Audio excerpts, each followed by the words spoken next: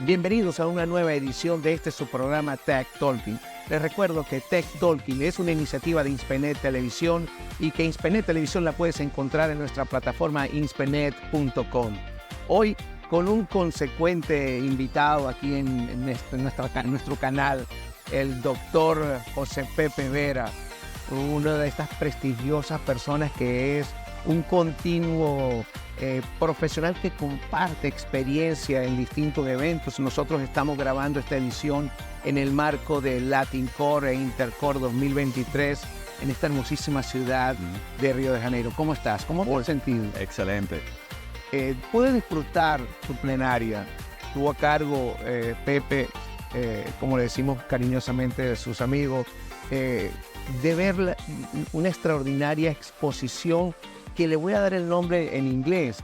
Se llamó The Impact of Impurities on Corrosion and Stress Corrosion Cracking of CO2 and Transport and Injection Infrastructure. Esta presentación realmente fue una presentación magistral. ¿Pueden brevemente introducir de qué trata la exposición? Bueno, en principio, en primer lugar quería agradecer por esta entrevista y por los organizadores del Latin Core que me dieron la oportunidad de presentar esta plenaria. En este ambiente ha sido bastante concurrido. Muy concurrido. Y básicamente la plenaria lo que se concreta es en el efecto de las impurezas que tiene el CO2 cuando se transporta o se inyecta para efectos de lo que llaman en inglés Carbon Capture, Utilization and Storage, que en realidad lo que significa es que para poder lograr al net zero, para que no haya más contaminación por CO2, se requiere que el CO2 se capture, Premio a su adicional y se inyecte o se utilice. Y la parte principal es que estamos hablando es que la gran cantidad de formación de CO2 ocurre en una parte, pero las oportunidades de utilizarlo o de inyectarlo están en un lugar bastante distante. Por lo tanto, digamos, no únicamente el carbon capture o la captura, el transporte de ese CO2 del lugar de origen al lugar de inyección es quizás lo más importante ahorita. Se puede decir que el tema se trató en cómo capturarlo, cómo transportarlo y cómo almacenar esto. Sin embargo, en el marco de tu presentación, también tocaste temas como el efecto per se del CO2. ¿Cuál es el efecto? Sí, bueno, uno de los puntos importantes que hicimos un proyecto internamente en el DNB es para ver el efecto que tiene el monóxido de carbono, que es una de las impurezas que puede estar presente en el CO2 en producir corrosión bajo tensión. Y esto es un efecto que ya se conocía para otras ocasiones, no para la forma actual de transporte de CO2. Un punto importante ahorita es que hay mucha información de cómo transportar y cómo manejar el CO2, pero CO2 puro.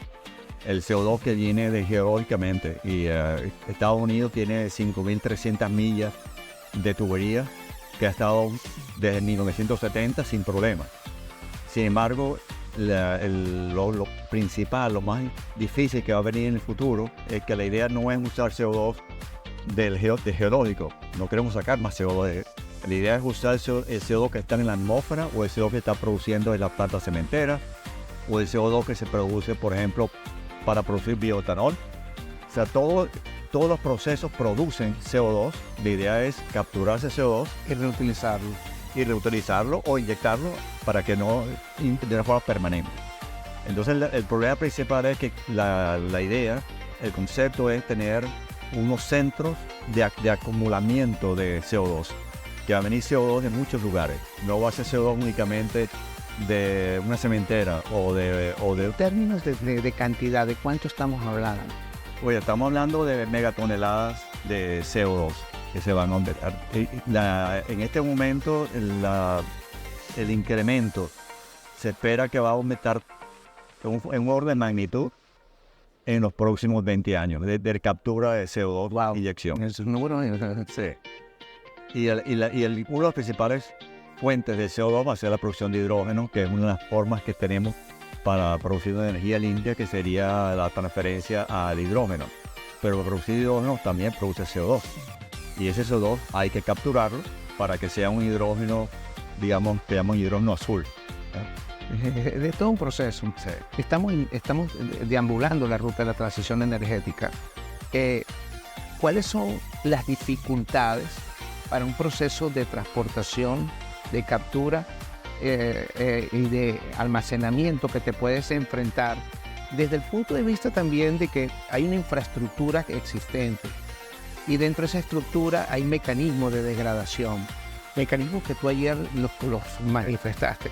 Podemos conversar, compartir las susceptibilidades desde el punto de vista de, por ejemplo, qué tan susceptible o qué efectos susceptibles genera el CO, el monóxido de carbono como impureza, qué efectos genera el H2, qué efectos hay, qué otros elementos tú tomas en cuenta en tu trabajo. Bueno, en principio, digamos, hay muchas impurezas que pueden estar presentes en el CO2.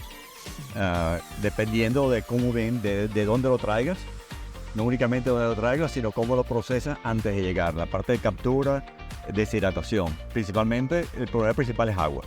O sea, el agua, si tienes agua y tienes CO2, vas a producir corrosión por CO2 que es muy, muy alta.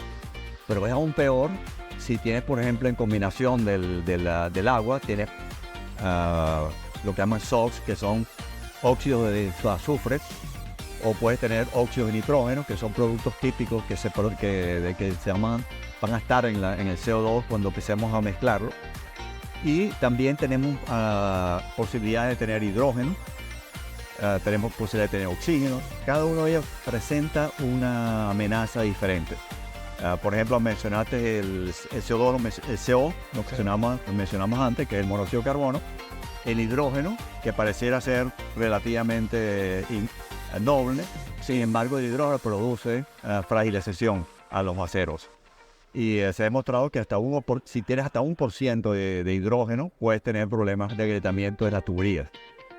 Eso inclusive en ausencia de agua. Bueno, todos los otros impurezas afectarían el proceso si tienes un condensación de agua. Por ejemplo, si tienes NOx o SOx. Lo diferente, por ejemplo, en el caso de que tengas sulfuro de óxido de azufre, es que la solubilidad es muy baja. Entonces puedes tener 5 ppm de SOx y aunque tengas nada más 10 o 20 ppm de agua, puedes producir sulfúrico directamente produce sulfúrico. Bueno, entonces ese es uno de los problemas quizás que estamos manejando, es cuánto es el máximo que se puede. Las fracciones de estos análisis. Típicamente el transporte, regreso a una de tus preguntas, para poder lograr llegar a este uso de inyección de CO2, hace falta no únicamente poner tuberías nuevas, sino usar las tuberías existentes. Hay muchas tuberías de gas o petróleo que a lo mejor no van a hacer falta en el futuro. La idea es cómo reutilizarlas para el CO2. Claro. Pero si estamos usando las tuberías que ya están, digamos, usadas, viejas, fueron diseñadas para otro propósito, hay que hacer un estudio muy claro. Y típicamente para ellas no puede ir a mucha presión. Pero las nuevas tuberías, para ser más eficientes, van a manejar presiones de CO2 que están entre 100 o 200 bar. Son presiones bastante altas y ese el CO2 va a estar en lo que llaman forma supercrítica, que es una forma densa. Y esa es la forma que se plantea para transportar el CO2. Que desde el punto de vista de la corrosión, de las acciones que deben tomarse en cuenta, tuberías nuevas sabemos que se pueden diseñar y en el momento del diseño se toman las escogencias de materiales, espesores y todo lo que conlleva un buen diseño de un sistema de pipelines. Pero el gran reto que tiene la ingeniería del presente y del futuro en el marco de la transición energética es el repurposing. ¿Cómo desde tu óptica se va a enfrentar y cuál es el aporte que puede dar el ingeniero de corrosión o toda la actividad vinculada a la metalurgia y a la corrosión para reutilizar esas toneladas y toneladas y toneladas de pipelines y de una cantidad de activos que hay que darle un uso? De lo contrario, tenemos una tragedia de chatarra Sí. a corto plazo. En este momento, la principal forma de atacar al problema de corrosión para el transporte de tubería es limitar las impurezas. Entonces, la pregunta es muy fácil. Ok, si nosotros eliminamos la impureza, no hay problema. Pero eso cuesta mucho dinero. Eso haría que los proyectos de captura y transporte de CO2 fueran inviables. Entonces, uno no puede ir al extremo y decir, bueno, yo no quiero nada de agua, yo no quiero nada de NOx. Hay que ponerle un límite. Entonces, lo que estamos estudiando, en este momento hay límites seguros, pero relativamente altos. Parte del estudio que estamos haciendo es, bueno, hasta cuánto podemos llegar en cada uno de esos límites para poder hacer el manejo seguro y más económico. Desde el punto de vista de impurezas, desde el punto de vista de corrosión, ¿desde qué punto de vista? Desde el punto de vista de corrosión, para transporte y... Ajá, y desde esta corrosión y la presencia de impurezas en ese contexto, ¿cómo las van a combatir desde el punto de vista de corrosión? Por ejemplo, en upstream. Exacto, principalmente todas las impurezas cuando uno diseña lo que va a ser transportado o inyectado. Y son dos casos diferentes. Sí. Los problemas de corrosión en la inyección es totalmente distinto al problema de corrosión en transporte. Si hablamos en la parte de transporte, la parte principal viene upstream o aguas arriba del transporte. O sea, la planta que procesa el CO2, ¿qué tiene que tener esa planta para lograr que las especificaciones se cumplan? Exacto. Y si vas a mezclar de diferentes fuentes, tienes que ver cada fuente cómo la maneja. Pero es un problema más de procesos antes de la corrosión. Imagínate, con un gran reto que tiene para el cruce de las ingenierías. Sí, pero el otro punto para el ingeniero de corrosión es, porque es muy bueno diseñar y decir, yo no voy a aceptar más de 100 ppm de agua. ¿Qué pasa si la planta deshidratadora falla en un momento determinado y llega más agua de lo que ya hay especificación? Entonces, los ingenieros de corrosión y los ingenieros de integridad tienen que tener un plan B. Tienen que saber, ok, en el caso que esto suceda, que esperamos que no suceda, cuál va a ser la forma de mitigar posibles problemas de corrosión cuando haya un exceso de alguno de esos contaminantes. ¿Cuál es? Como summary de tu presentación. Bueno, depende de la impureza. Estamos desarrollando diferentes tipos de problemas de mitigación. Todavía no tenemos los resultados de todas las... Pero compártenos algunos. Bueno, en el caso de que haya un exceso de agua, el problema principal es que tienes que primero detectarlo, tienes que tener forma en línea de detectar el agua, la presencia de humedad más arriba de lo permitido. En el caso que exista, tiene que haber un proceso, digamos, de parar rápidamente la entrada, prepararlo, y estamos evaluando la posibilidad de usar algún tipo de inhibidor de corrosión, pero esa posibilidad todavía no está suficientemente calificada. Tu presentación se enmarcaba estaba en el medio de una presentación previa que hizo Teresa sobre el ataque del hidrógeno, el zinc, todo lo que podía haber, stress corrosion cracking, todo este tipo de cosas. La tuya fue como una puesta en contexto de toda la comunidad. Viene ahora más tarde Rafael con un complemento. ¿Tú qué dejas como conclusión final para la comunidad de consultores y de empresas que estamos en el día de hoy con un futuro claro, con una lucha combatiendo, se busca la cero emisión de carbono a la atmósfera? Hay un gran reto de almacenamiento de transporte. ¿Qué hacemos? Sí, en primer lugar, este es un movimiento que va a continuar, un movimiento que hace falta hacerlo, ¿no? Y básicamente el problema principal que tenemos que hacer es desarrollar sistemas que funcionen de punto de vista, digamos, no únicamente de especificaciones, sino de control del proceso.